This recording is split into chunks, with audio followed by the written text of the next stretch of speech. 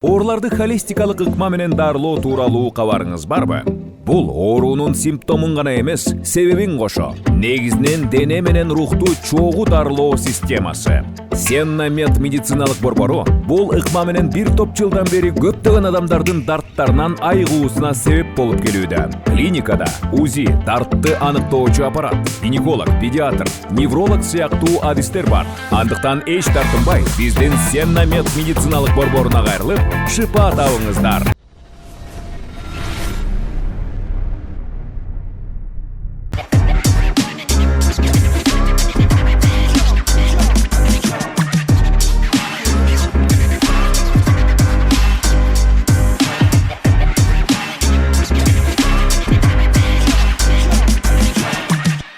Билим алуу ийне менен кудук касканга барабар, ким билет теле долбоорун көргөн 30 мүнөттө акылдуу болуп калганга барабар. Саламатсыздарбы? Мен Урмат Карачев. Бул ким билет интеллектуалдык акыл таймашы. Кыргыз эстрадасынын жылдыздары, же болбосо ырчылар, аткаруучулар Гүлназ Чыныбек кызы жана Кейжи Элмурат. Саламатсыңар, кандайсыңар? Жакшы жүрөсүңөрбү? Саламатсыз. Биздин таймаш мектеп программасын алкаганда болот. Азыр мен биринчи баштардын алдында бардык биздин ушу оюн катышуучуларына бере турган суроолорум бар. Мисал үчүн Гүлназ мектепте бүткөнүнө канча жыл болду? Жана мектепте кандай окуган? Кайсы сабакты жакшы окуган? Мен мектепте бүткөнүмө бир топ жыл болуп калды. Азыр айтсам жашым билинип калайын деп. Анан жакшы эле окуучу болчумун негизи. Анан кыргыз тил адабиятынан көбүрөөк басым жасап окуйт болчумун. Анткени ата менен апам кыргыз тил адабиятчы да, мугалимдер. Мугалимдер, Мугалимдердин кыздарымын, кызымын. Сон. Ушундай эле суроо, мектепти бүткөнүнө канча жыл болду? Жана кайсыл сабакты жакшы окучу? Элмурат. Мен 2004-жылы бүткөнмүн. Ошондо 16 жыл болуп калды. 16 жыл болуптур. 4 жыл болуптур, 20 жыл. Мен окуган мектеп абдан күчтүү болчу. Чын айтканда мен 2 жолу айдалып кетип, кайра даярданып келип, өзүм өчөшүп, раматылык тайтамдан көп сабак алып, шилдеде баягындай жүндүү тонду кийип алып, чапан. Кайра даярданып барып тапшырып өткөм себеби интернат гимназия болчу биздики. Өзүнүн чоң орду бар, Куршаптагы номер 14-чү Таңатаров атындагы гимназия болчу. Ошол жерде жатак мектепте жатып, жатаканада.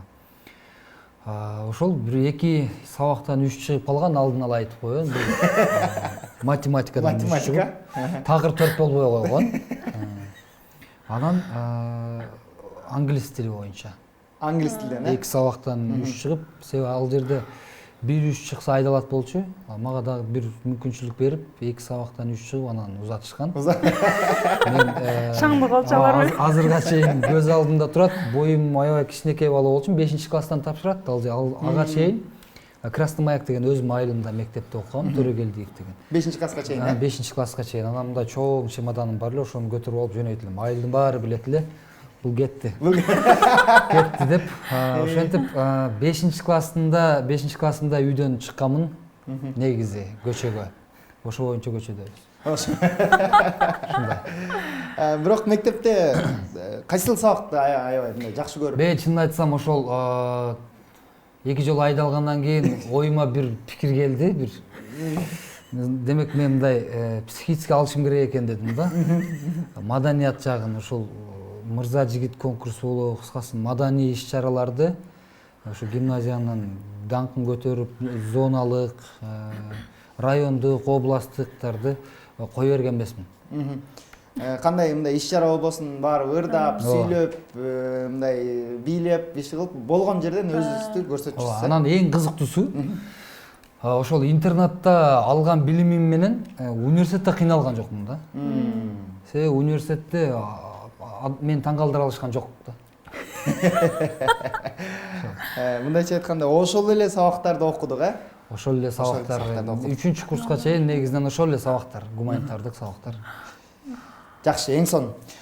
Анда биз оюнду баштайбыз. Оюндун шарты төмөндөгүчө болот.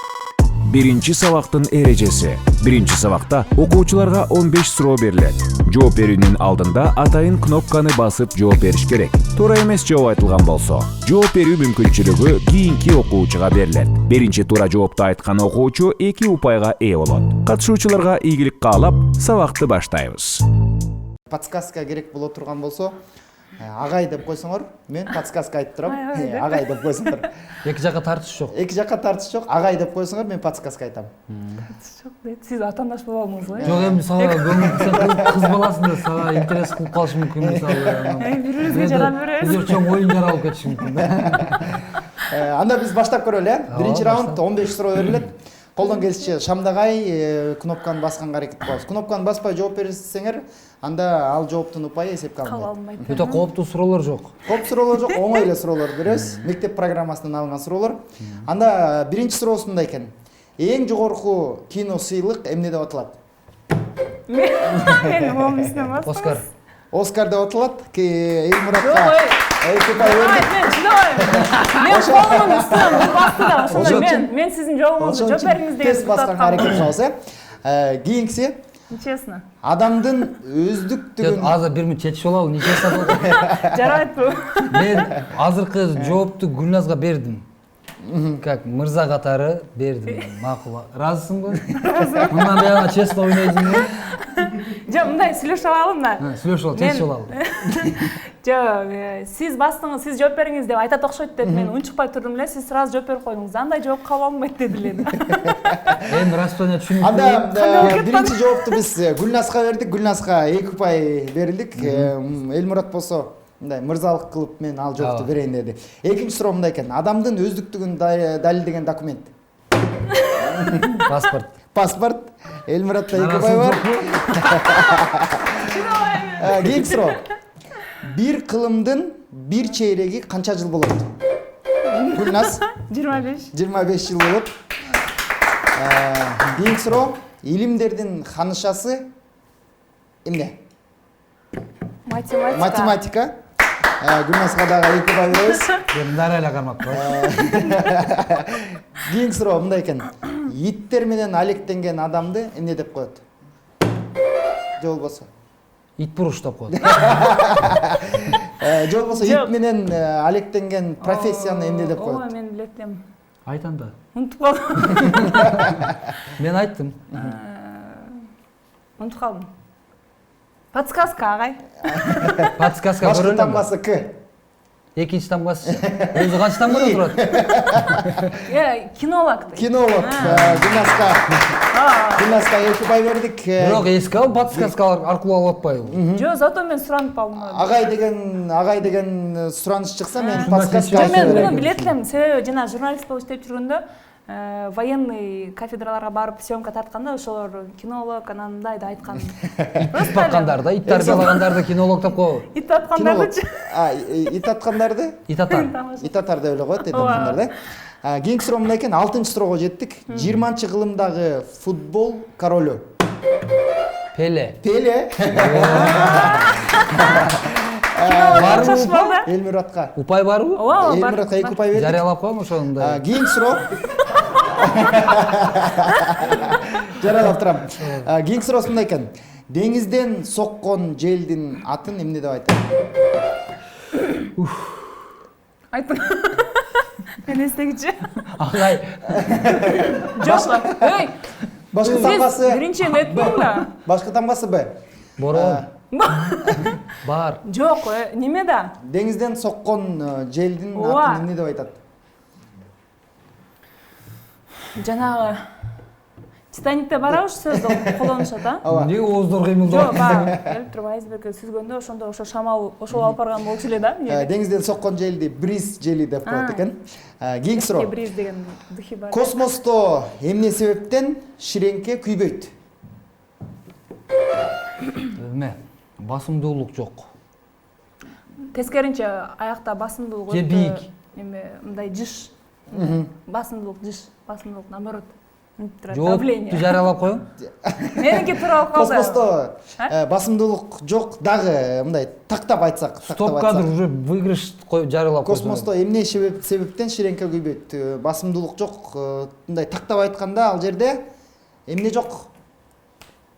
Аба жок. Аба жок. Элмуратка 2 упай бердик. Кийинки суроо. Эң ысык материк. Африка. Африка.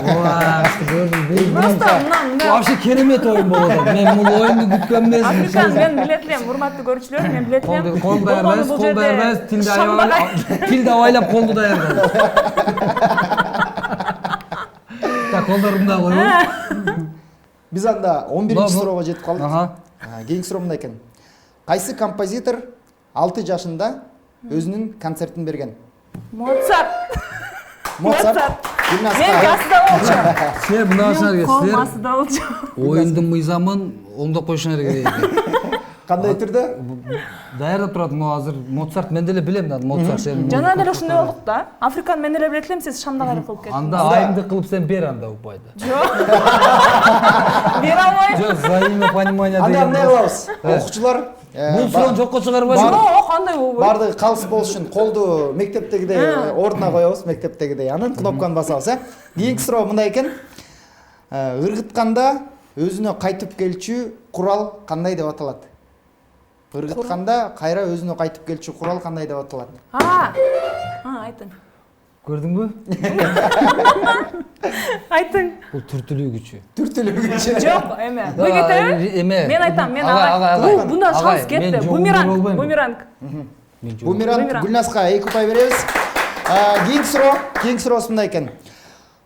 Кыргыз тилинде канча жөндөмө бар? Мына азыр экөөстүк бастык. Мына мен 6 жөндөмө бар. 6 жөндөмө бар. Атоочулук, барыш, табыш, жатыш, 6 чыгыш. жөндөмө бар. Жарыялап койгула. Элмуратка 2 упай бердик. Нааразы болбоду эми. Жашоого нааразы. Жок, биринчиден менин колум алдымда турат. Мен билем, Биринчи сен бастым кыргыз эле. тилчисиң, бул суроого жооп берсең уят сен. Экинчиден сиз сөз келгенде жооп бербейсизби? Достор, бул Ага, биринчи эле раунд. жок. Гүлназ мындай айтам, Бизде дагы 3 раунд бар. Ага. Ошон үчүн сарсына болбой эле ойной берсек болот. Кийинки суроо мындай экен. Европанын так ортосунда жайгашкан өлкө? Мен Грекиядан кичине. Турция. Турция эмес. Агай. Бой. Жооп берүү кезеги Гүлназда. Жок. Мен агай дейм да? Мен Турцияны билем, за мост бөлүп турат Европа менен Азияны. Башкы тамгасы У. Украина. Украина Гүлназга Бердим. Кийинки суроо 14-чү суроого келдик. Кайсы материкте өсүмдүк аз өсөт? Аз өсөт же вообще өсөт? Аз өсөт. Антарктидада. Вообще Гүлназга дагы 2 упай бердик. Анда эң акыркы суроо бул жерде дагы шамдагайлыкты талап кылат. Гүлназ, неме, реально ойна. Колубузду ордубузга коебуз. Акыркы суроо. Ильяс кайсы ашуудан канатын кайрып алган? Толон. Долондон канатын кайрып алган. Мен эстесем.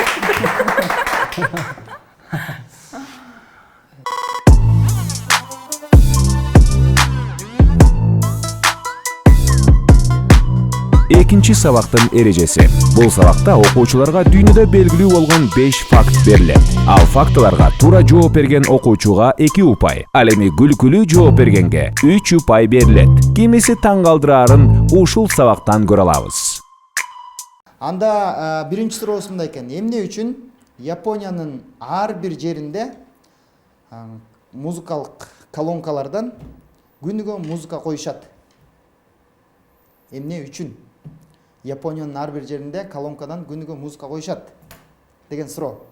Баскан көп деле роль ойнобойт да, Ооба, туурабы? бу жерде ойнойт уже жооп бере.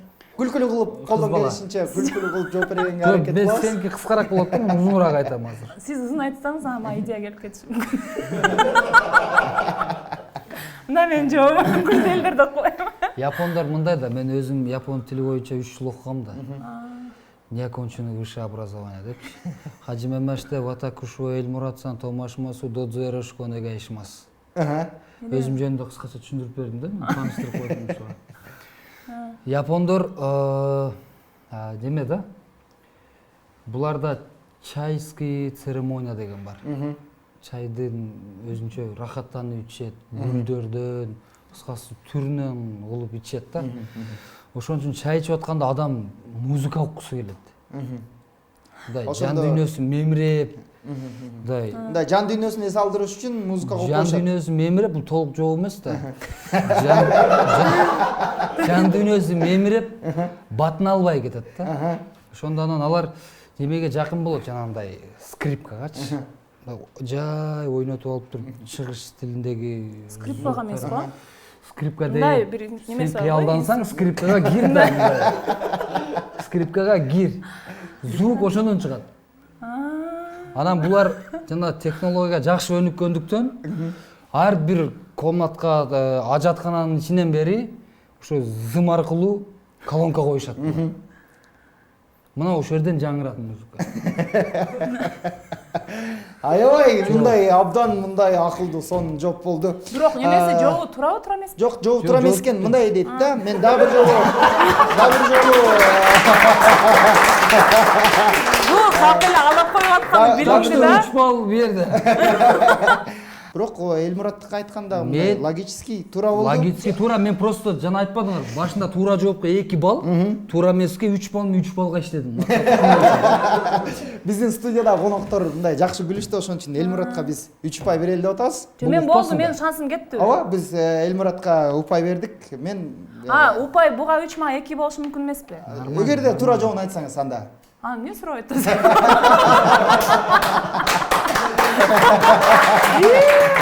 Бул жерде да Бизге жанагы адилеттүүлүк керек. гендердик саясат ойноп атасыз. Мен ошону айтып атам. Барбы вариант десем, бул жыйынтыкта. Жообуңуз.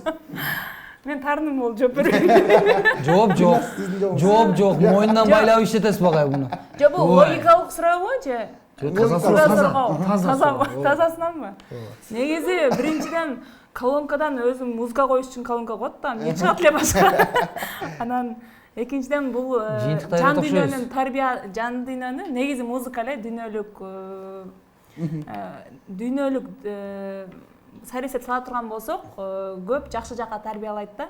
Анан жан дүйнөнү тарбиялоо максатында. Жан дүйнөнү тарбиялаш үчүн музыка коюп коюшат. Мына суроо мени таң калтырып атат. Музыка жан дүйнөнү тарбиялайт. Жок, анан ошо күнүң жакшы өтүшү үчүн. Негизги туура жооп мындай экен, жөн эле ал колонкалардын жарактуулугун текшерүү максатында ар кайсы жерге колонкалардан музыка чыгарып турушат экен. Билесиңер да, ал жерде Японияда көп жер титүүлөр болот, цунами болот, негизи табигый кырсыктар көп болуп турат. Анан колонкалар аркылуу алар тревога берип турушат. Ошонун жарактуулугун текшериш үчүн колонкадан музыка коюп коюшат экен. Кийинки суроо, кийинки факт мындай экен. Келемиштер менен жирафтар төөгө караганда эмнесиз узак жашай алышат? Бул жамгыр тийбеген жер болсо жүрө берет. Жакындады. Жамгыр тийбеген жер болсо Бул жакындады, демек 2 очко. Эми экинчи версияга өтөбүз. Экинчи версия. Келемиш өзүнүн жет атасын билбейт. Ушунусу менен айырмаланат. Келемиш өзүнүн жет атасын билбейт, ошон үчүн узагыраак жашайт. Сизде жооп барбы, Гүлназ?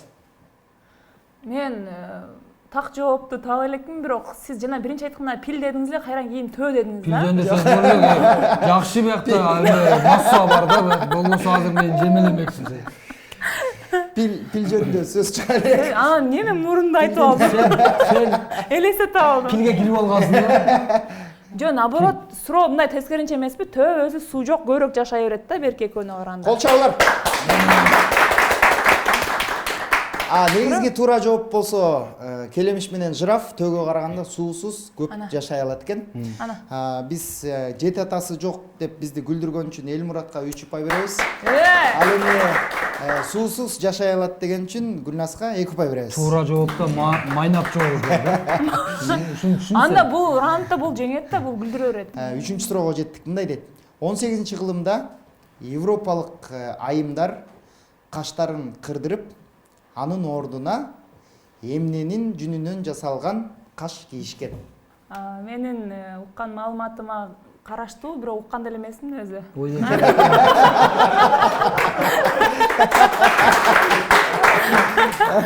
эме күйөөлөрдүн чачынан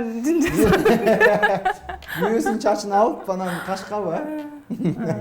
Сонун. Эч айкалышпайт го, аракет кылдың да ушу. Зато күлүштү да сразу 3 очко бере бериң. Дагы күлүштү да.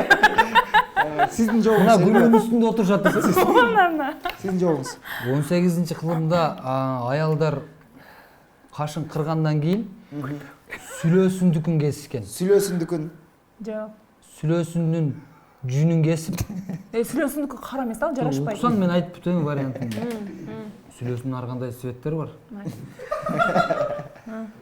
Сүлөөсүндүкүн кесип. Сүлөөсүнүн жүнүн кесип, азыр биз колдонуп аткан мындай ишер ручкалар бар го, мындай. Мындай стеклянный ручкалар. Ал убакта баандай болгон да, үстүндө сыя куя турган болгон. Бирок ага жүндү майдалап кескилеп салганга мүмкүнчүлүк болгон эмес да. Ана ошондой турбача болгон, ручканын жоондугунда турбачага салып. Бул мындай тактикасын түшүндүм, урматтуу депутаттар. Бул мындай экен. Ар нерсени ойнай эле чыгарып кетип атат да.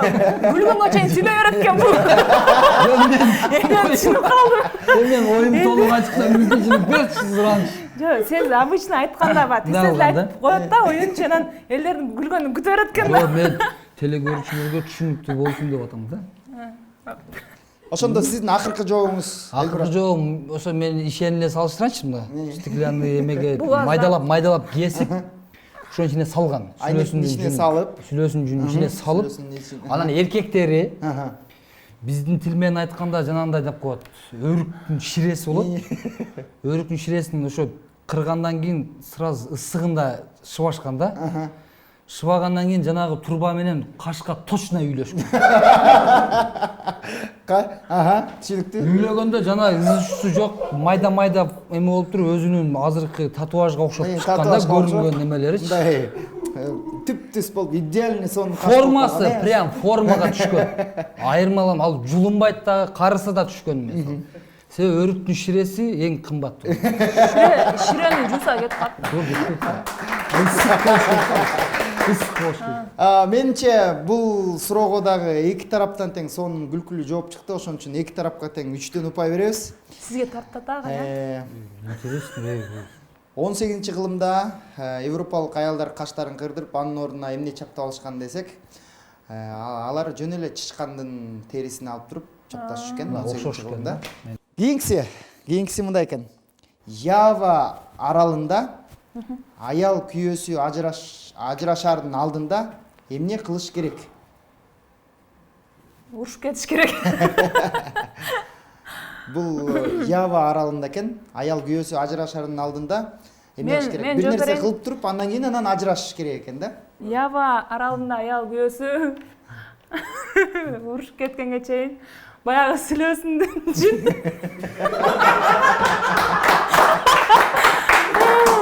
эмеге куюп, эң акыркы штрихтер ошондой болгон да. Кашын кырыш керек аял. Анан ошо точно үйлөй албай калгандан анан ажырашып кетишет экен да. Сиздин тактикаңызды буруп алдым. Мындай болгон да. Жакшы. Сиздин жооп. Ява аралында мен туура жоопту билем негизи. Тарыхый жооп да мунуку. Тарыхый окуя. Ява аралында мындай динге ишенбеген адамдар жашашкан да. Динден кабары жок, жок дегенде бая ташка же уйга, пилге сыйынганда адамдар болгон эмес. Түшүнүксүз адамдар болгон. Алар мындай кылган. Ошол жерде жаратылышы дагы абдан картаң жер да.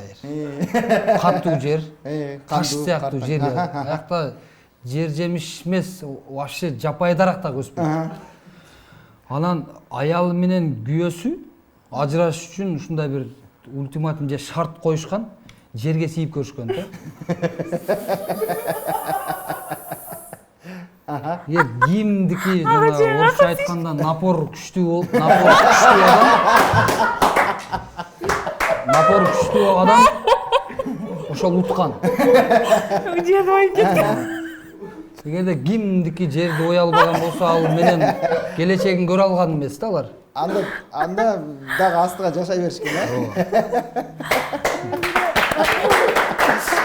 Менимче бизде аябай кызыктуу сонун эфир болуп атат. Биз бул жоопко дагы эки тарапка тең 3төн упай бермей болдук. Ява аралында аял күйөөсү ажырашуунун алдында алар биринчи 5 тарак отургузуп, аны 100 күн күтүп, ал өсүп чыккандан кийин анан ажырашчу экен. Көрдүңбү? Бул ажырашпагандын амалы турбайбы, э? Анда эң акыркы суроого келдик. Мындай дейт: 1777-жылы Америка Кошмо Штаттарынын Нью-Джерсиде эмне кылган эркектерди аскер кызматынан бошоткон? Өзүм эми маданиятты эле отурайын деген. Намыстуу. Аскер кызматынан жерди оёсу.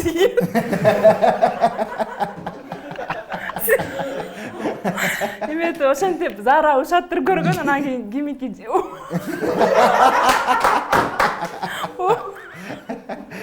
Солдаттарга ошол убакта 77-76 жылдары ачарчылык болгон. Америкада дагы болгон. Америкада дагы. Анан солдаттар ачка калат. Кандайдыр бир жол менен ошол жагдайдан алып чыгып кетиш керек болду. Себеби мамлекетти кайтарган солдаттар. Түшүнүктүү. Анан Бул чал 4-5 чөжөсү менен тоок көрүп калат. Ошону кармап багып, мен цифрасынан адашпасам 44 күн баккан. 44 күн багып, анан бул эмени ойлоп, жанагыны ойлоп тапкан. Көп айтат го тоокту. Инкубаторду ойлоп тапкан. Анан ошентип бул KFC-ни жолун таап алат да. Жарым килограммдай. Жок, жарым килограммдай ун таап алып, ошо тооктордун буттарын терисинен бери сыйрыбай туруп биширип көргөн. Бул бардык солдаттар таң калтырган. Ошондон кийин кимде ким ошондой KFC жасай албаган эркекти эркек эмес деп чечип коюшкан. Элмураттын жообуна биздин студияда коноктор күлдү, ошон үчүн биз оюндун шарты боюнча туура мындай биздин студияда коноктор күлдүргөн биздин оюнчуга 3 упай берчүбүз. Негизги туура жообу мындай экен: 1777-жылы Нью-Джерсиде кандай мырзаларды аскердик кызматтан бошоткон десек, туз казган мырзаларды, тузду казган мырзаларды аскердик кызматка алчу эмес экен. Аны ал мырзалар бошотпойчу экен. Туура жообу ушундай экен.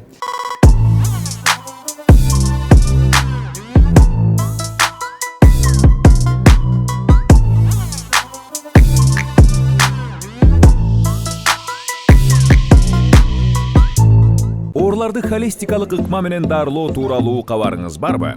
Бул оорунун симптомун гана эмес, себебин кошо. Негизинен дене менен рухту чогуу дарылоо системасы. Сеннамед медициналык борбору бул ыкма менен бир топ жылдан бери көптөгөн адамдардын дарттарынан айыгуусуна себеп болуп келүүдө. Клиникада УЗИ, дартты аныктоочу аппарат, гинеколог, педиатр, невролог сыяктуу адистер бар. Андыктан эч тартынбай биздин Сеннамед медициналык борборуна кайрылып, шыпа табыңыздар. Урматтуу көрүүчүлөр, биз болсо 3-чү раундка келдик. 3-чү раундда 1 мүнөт убакыт берилет.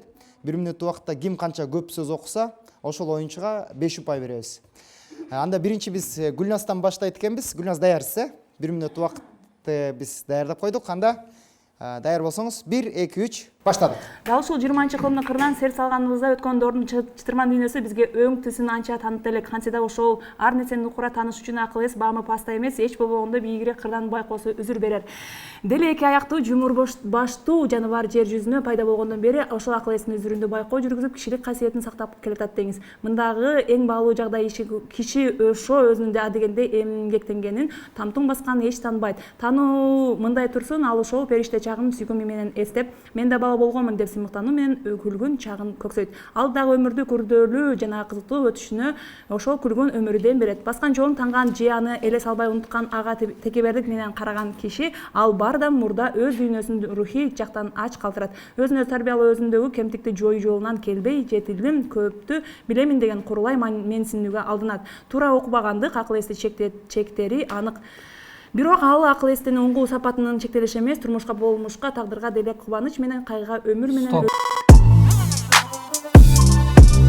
Урматтуу көрүүчүлөр, экинчи кезек болсо Элмурат мырзада 1 мүнөт убакыт берилет. Анда даяр болсоңуз 1, 2, 3. Жөдө даяр болуп отуруп, эфирдин жүрүшүндө айтып койчу, мына программаны жагып атат мага. Сен балалык кезим, мектеп кезим сага деле жагып атабы? Жаккандай сезилип атат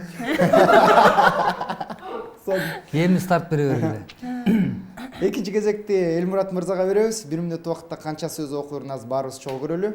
Даяр болсок, 1, 2, 3 баштадык. Дал ушул 20-кылымдын кырынан серп салганыбызда өткөн доордун чытырман дүйнөсү бизге өзгөчөсүн түсүн анча таанымал элек кантсе да, ошол ар нерсени нукура тааныш үчүн акыл эс баамы паста эмес болгондо бийигирээк кырдан байкоосу үзүр берер. Деле эки аяктуу жумуш баштуу жаныбар жер жүзүнө пайда болгондон бери акыл эстин үзүрүндө байкоо жүргүзүп кишилик касиетин сактап келаткан деңиз. Мындагы эң баалуу жагдай киши ошо өзүнүн адегенде эмгегине тамтын басканын эч таанбайт. Таануу мындай турсун, ошол периште чагынан сүйкүм менен эсептеп, мен да бала болгонмун деп сыймыктануу менен ошол күлгүн чагын көксөйт. Алдыдагы өмүрдү күрдөөлдүү жана кызыктуу өтүшү ошол күлгүн өмүрдү деп берет. Баскан жолун танган же элес албай унуткан, ага текебердик менен караган киши ал баардан мурда өз дүйнөсүн рухий жактан ачык калтырат. Өзүн тарбиялоо жетилди. Туура окубагандык, акыл эсти чекти анык, бирок 3-чү раундда 1 минуттун ичинде Гүлназ 171 сөз окуй алат экен, Элмурат болсо 151 сөз окуйт экен. 3-чү раундда 5 упайды биз Гүлназ айымга тапшырдык.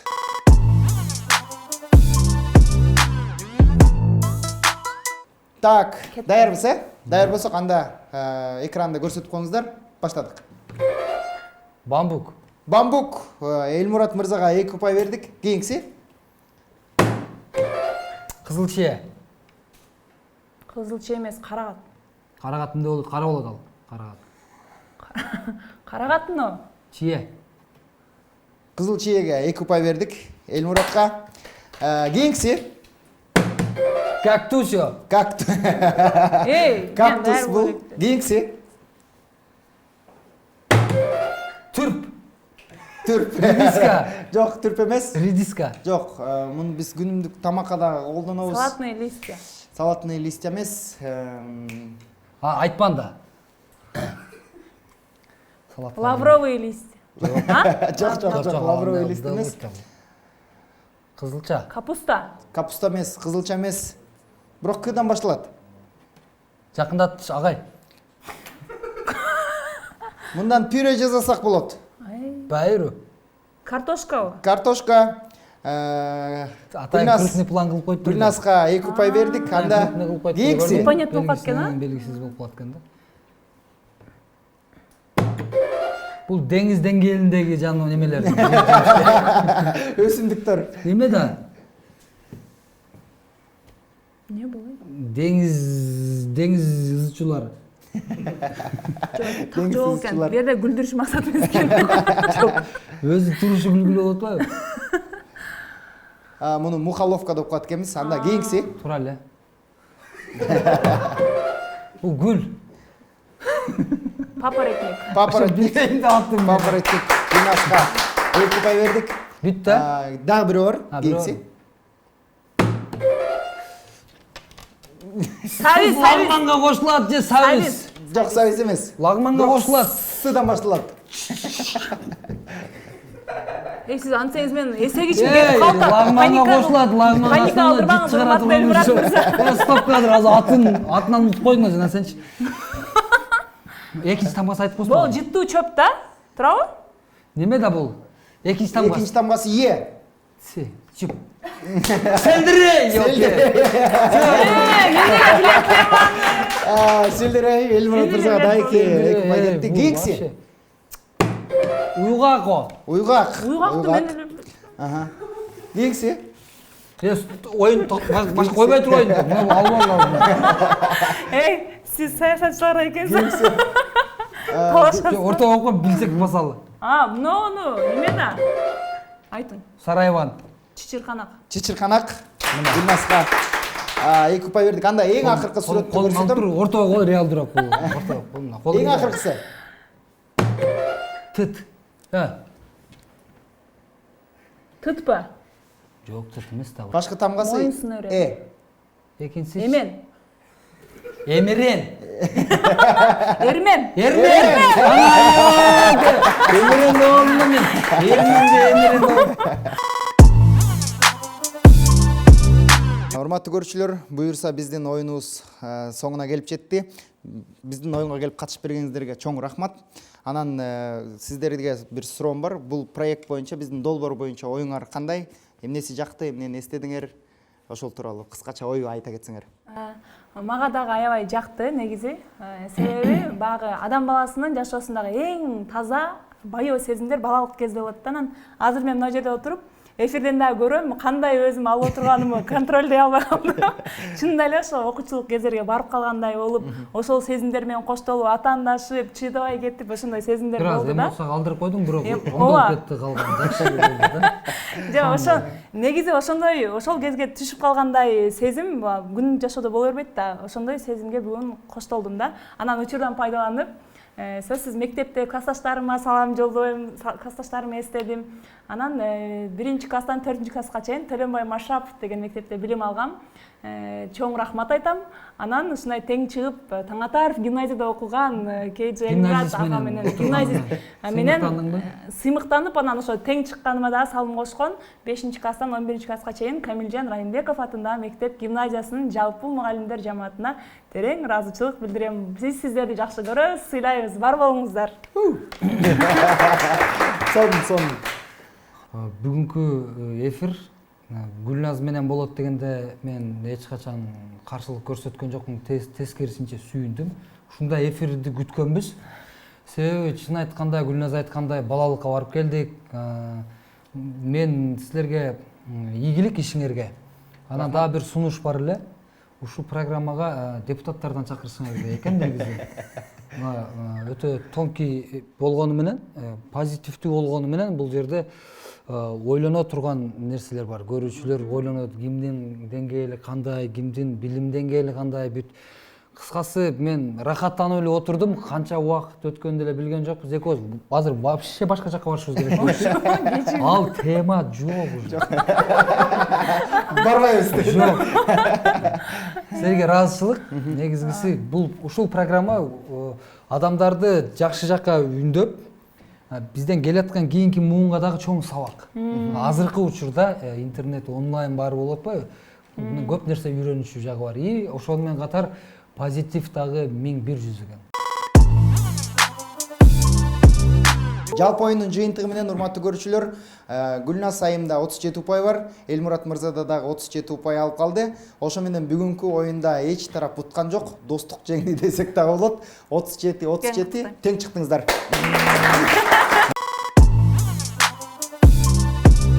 Менимче эки тараптын тең чыкканга байланыштуу бул белекти биздин ушул студиянын көркүнө чыгарып аткан Гүлназ айымга тапшырсак, сиз каршылык көрсөтпөйсүз? Безусловно. Каршылык көрсөтпөйбүз. Мындай температура өлчөтүп турган. Бул жерде болсо Сеннамед деген медициналык борбордун атынан ичинде менин иштешин жакшырта турган, организмди тазалай турган жана иммунитетти көтөрө турган витаминдер бар. Мына ушунун баарын Гүлназ сизге тапшырабыз. Биздин Сеннамед медициналык борбордун атынан чоң рахмат. Ардактуу көрүүчүлөр, ошентип бүгүнкү биздин таймаштагы эң кызыктуу таймаштагы соңуна келип жетти. Биз сиздер менен коштошпойбуз. Эмки жумада көрүшкөнгө чейин аман эсен туруңуздар. Бул Ким билет интеллектуалдык таймашы. Мен Урмат Карачев. Көрүшкөнчө.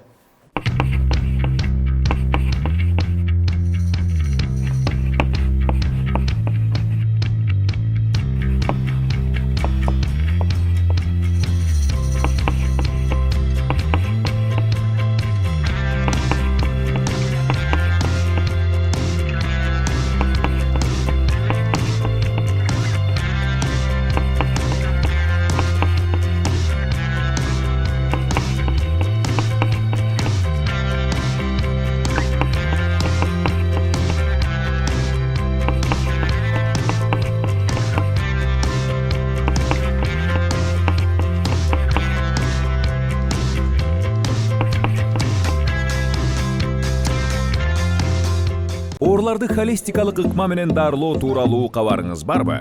бул оорунун симптомун гана эмес, себебин кошо. Негизинен дене менен рухту чогуу дарылоо системасы. Сенна Мед медициналык борбору бул ыкма менен бир топ жылдан бери көптөгөн адамдардын дарттарынан айыгуусуна себеп болуп келүүдө. Клиникада УЗИ, дартты аныктоочу аппарат, гинеколог, педиатр, невролог сыяктуу адистер бар. Андыктан эч тартынбай, биздин Сенна Мед медициналык борборуна кайрылып, шыпа табыңыздар.